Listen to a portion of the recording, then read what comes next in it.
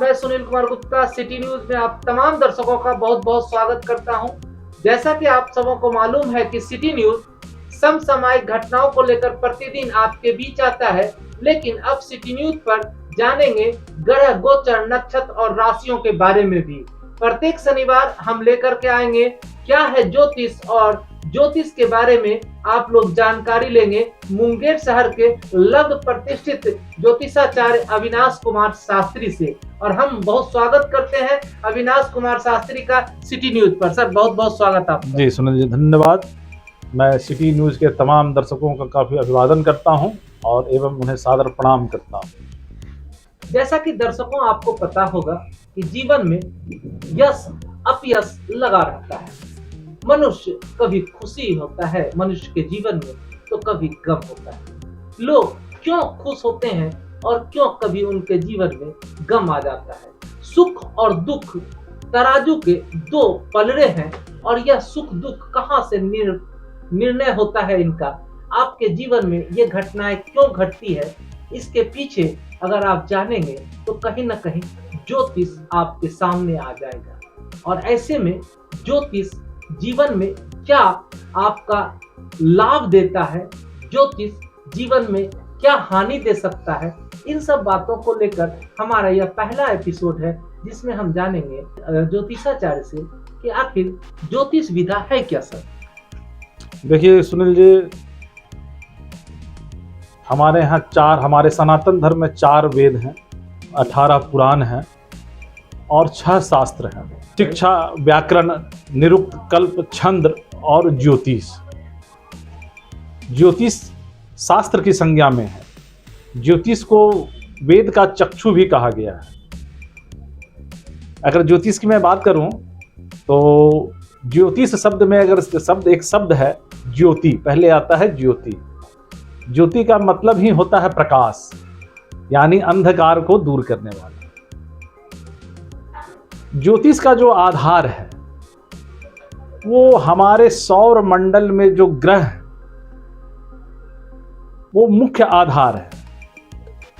व्यक्ति जब जन्म लेता है, जिस भी वक्त जन्म लेता है, और जैसे ही वह पहली सांस को लेता है, तो जो ग्रहों की स्थिति सौर मंडल में होती है, उस ग्रह से जातक प्रभावित हो जाता है और जीवन भर रहता है।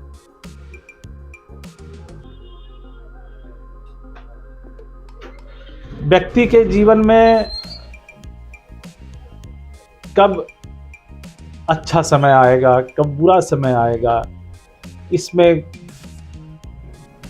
ग्रह की बहुत महत्वपूर्ण भूमिका होती है। अगर आप देखा जाए ज्योतिष के अगर महत्व को, तो इसे काल गणना का भी शास्त्र हम लोग कहते हैं। आप जितने भी मुख्य पर्व त्योहार वगैरह हैं, पंचांग में जो गणना की जाती है, सभी का आधार ज्योतिष ही होता है।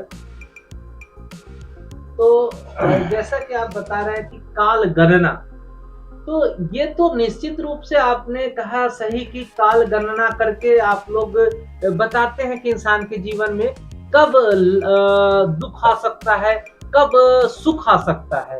लेकिन ये ज्योतिष विधा क्या भारत का ही देन है, या फिर हम लोगों ने कहीं से लिया है इसको? देखिए, भारत संस्कृति संपन्न राष्ट्र रहा है और ज्योतिष ये भारत की ही देन है। और इसमें ज्योतिष में हम लोग के मुख्य 18 ऋषि इसके प्रवर्तक माने गए हैं, जिसमें भृगु ऋषि काफी प्रमुख हैं। भृगु, पराशर, व्यास, नारद, मरीचि, अंगिरा, ये सभी ऐसे ऋषि हुए हैं जिन्होंने ज्योतिष को काफी ऊंचाइयों पर पहुंचाया है। तो ज्योतिष इंसान के जीवन को किस तरह प्रभावित करता है? जी, बहुत आपने अच्छा सवाल पूछा सुनील जी। देखिए, ऐसे तो भविष्य कहने की 500 विधाएं हैं, लेकिन ज्योतिष के आधार में एक सबसे प्रथम ये में आता है, प्रथम श्रेणी में आता है, वो आता है कुंडली विज्ञान। कुंडली विज्ञान में ये देखा जाता है क्या कि व्यक्ति का जब जन्म हुआ तो ग्रहों की स्थिति क्या है।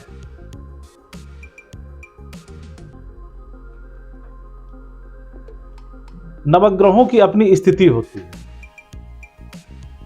इस पर अगले एपिसोड में हम लोग चर्चा करेंगे, लेकिन थोड़ा सा फिर भी हम लोग इस एपिसोड में जान लेते हैं।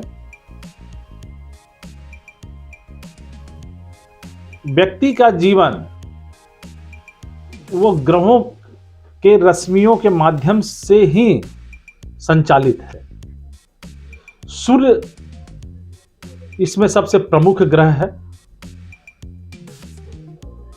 सूर्य ग्रह की स्थिति अगर कुंडली में अच्छी होती है तो व्यक्ति काफी सुख प्राप्त करता है। चंद्रमा की स्थिति अगर कुंडली में अच्छी नहीं हो तो लोग जीवन में जातक अपने जीवन में सदैव कष्ट पाता है, मानसिक रूप से हमेशा कष्ट पाता है। कुंडली में ग्रहों की महादशाएं चलती हैं। जो भी 9 ग्रह हैं उनकी दशाएं चलती है, और इन्हीं ग्रहों की दशा, महादशा, अंतरदशा, प्रत्यंतर दशा में पता चलता है कि कौन किस अच्छे और शुभ ग्रह का महादशा आएगा, अंतरदशा आएगी। तो अगर ग्रह बली है, शुभ प्रभाव में है, तो उस समय अच्छा व्यतीत होगा। पाप प्रभाव में है तो आपका वो कालखंड बुरा बीतेगा। जैसे कि कुंडली में एक चीज होती है द्वादश भाव।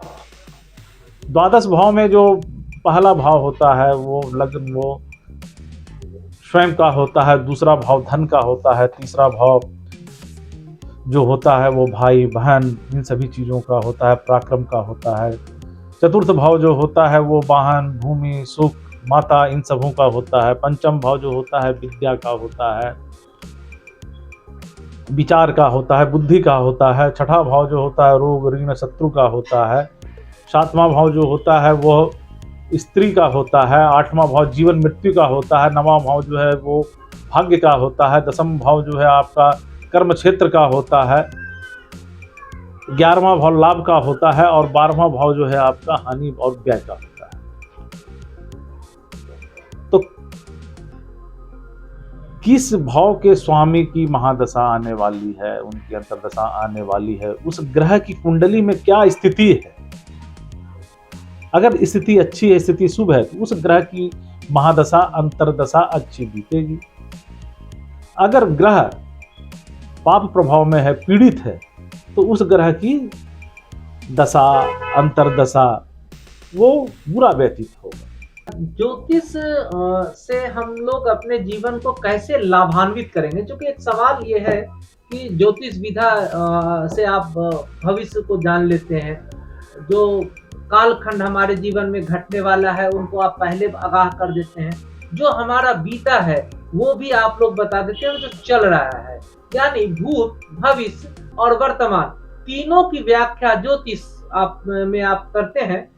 तो हम ज्योतिष से क्या लाभ ले सकते हैं और हमारा जीवन ज्योतिष से कैसे लाभान्वित हो, इसके बारे में हम जानना चाहेंगे सर आपसे। जी सुनिए, हाँ आपने बहुत अच्छा सवाल पूछा कि ज्योतिष से कैसे लाभ लिया जा सकता है।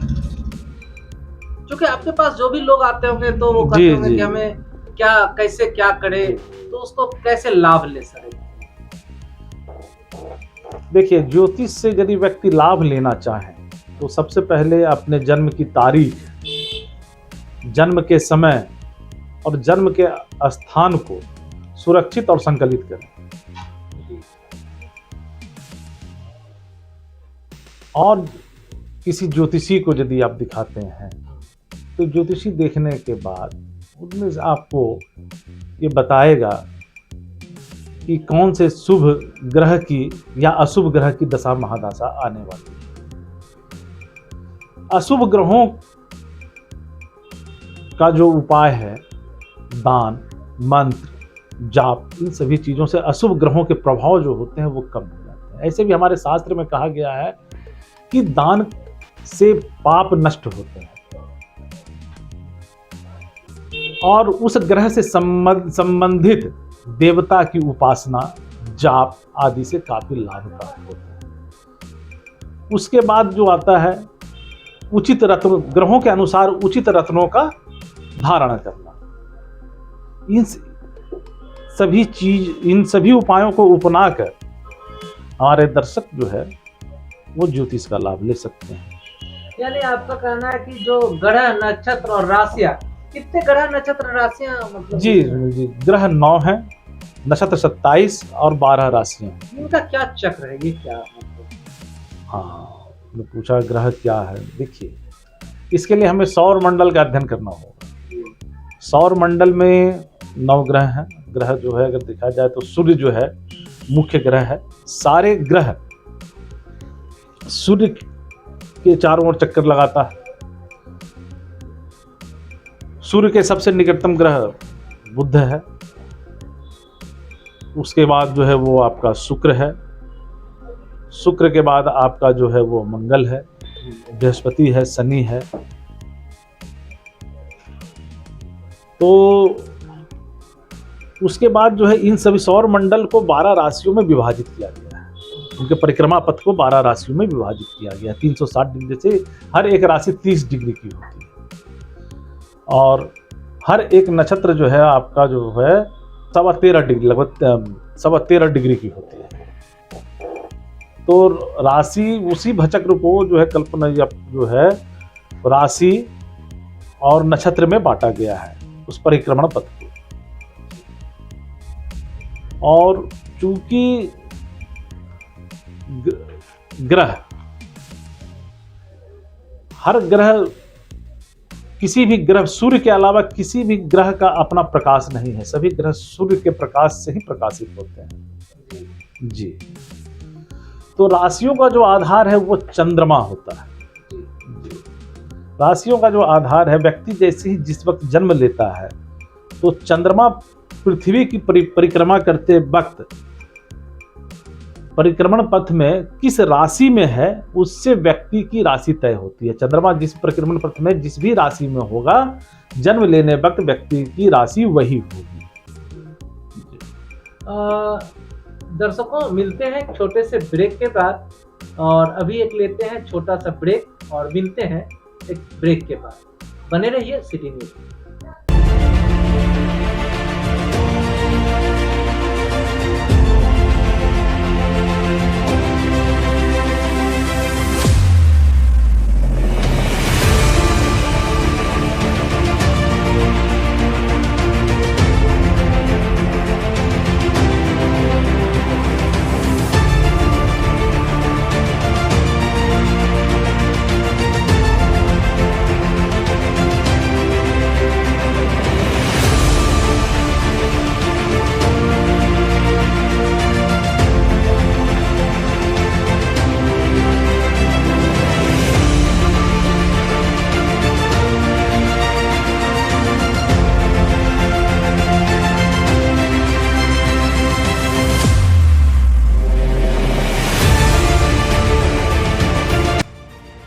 सभी मुंगेर के वासियों को doctor Kumar Abhijit Geetarjun health care centre की ओर से बहुत बहुत शुभकामनाएं। इस मंच के जरिए एक आप लोग को खबर देना चाहता हूं कि गीतार्जुन हेल्थ केयर सेंटर में गरीब घर की बच्चियों का इलाज 50% मतलब आधे शुल्क पे किया जाएगा, ताकि माँ गरीब लोगों के लिए जो बेटियां बोझ होती हैं उनको बोझ न समझे, उनकी जान बचाए और ज़्यादा से ज़्यादा बेटियों का इलाज हो सके। इसीलिए आधे दाम पे मैं उन लोगों का इलाज करूंगा जो कि असक्षम है और बेटियों को अपने ऊपर बोझ समझते हैं। बोझ ना समझे, हमारे यहाँ लेके आए, आपको आधे दाम पे इलाज करके आपके बच्चों को ठीक करके घर भेजा जाएगा। धन्यवाद।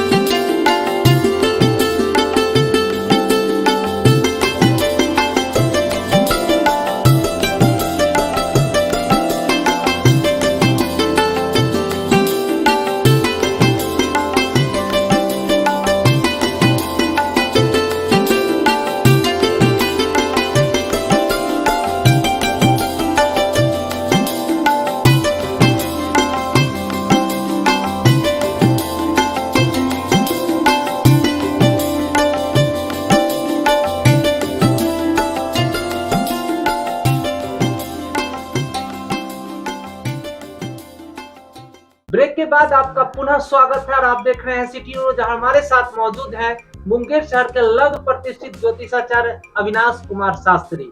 और हम जान रहे हैं इस एपिसोड में क्या है ज्योतिष। ज्योतिषाचार्य महोदय, चूंकि आपके पास कई लोग आते रहते होंगे, स्त्री पुरुष, अपने परिवार के बारे में, अपने बच्चों के बारे में, भविष्य वर्तमान, भूत भविष्य वर्तमान की जानकारी लेने के लिए, तो एज ए ज्योतिषाचार्य आप क्या आस्पेक्ट करते हैं लोगों से, किस तरह का वो रहन सहन रहे और ज्योतिष के प्रति किस तरह से वो सोच रखे जिससे कि उसका जीवन सुखमय रहे। देखिए, मैं अपने दर्शकों को यही कहना चाहूँगा कि एक नियमित और संतुलित जीवन शैली को अपनाएं। ज्योतिष में कहा गया है कि अपने विवेक और बुद्धि से भी लोग बुरे ग्रहों के प्रभाव का नाश कर सकते हैं। तो एक नियमित और स्वस्थ जीवन शैली को हमारे दर्शक अपनाएं। अपने जीवन में योग, आयुर्वेद और ज्योतिष को जरूर अपनाएं। बहुत बहुत धन्यवाद। सिटी न्यूज पर आज का एपिसोड क्या है ज्योतिष के बारे में ज्योतिषाचार्य अविनाश कुमार शास्त्री ने बहुत बारीकी से एक एक प्रश्नों का जवाब दिया। और सिटी न्यूज भी तमाम दर्शकों के स्वस्थ रहने की कामना करता है। और याद रखिए, ग्रह गोचर अगर खराब चल रहा है तो ज्योतिष उसे ठीक करेगा। और आप देखते रहिएगा, अगर ज्योतिष क्या है तो निश्चित रूप से यह ग्रह गोचर आपके जीवन में तकलीफ नहीं, खुशी ही देगा। धन्यवाद।